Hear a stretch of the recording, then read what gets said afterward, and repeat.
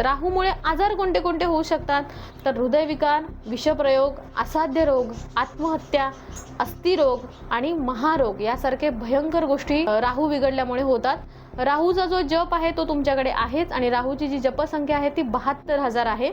त्याचबरोबर आदिदेवता जी आहे ती काळ आहे। राहूचं जे दान करायचं आहे त्याच्यामध्ये गोमेत रत्न दान करायचंय। वनस्पती जी आहे ती चंदन आहे।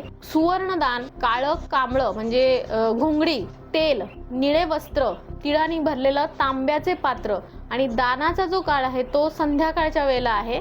आणि गोमेत रत्न हे ब्राह्मणाला दान करावं आणि इतर गोष्टी या गरीबाला दान कराव्या। त्याच्यानंतर राहूसाठी शनिवारचा उपवास करावा।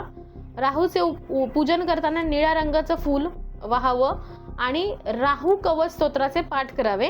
त्याचबरोबर काळ्या कुत्र्याला तूप लावलेली पोळी खायला द्यावी। स्नान करताना पाण्यामध्ये चंदन टाकून स्नान करावं, यामुळे राहू पिढेचा परिहार होतो। लक्षात घ्या, राहू हा ग्रह तुम्हाला 0 पासून 100 पर्यंत नेऊ शकतो आणि 100 पासून पुन्हा शून्यावरती सुद्धा आणू शकतो।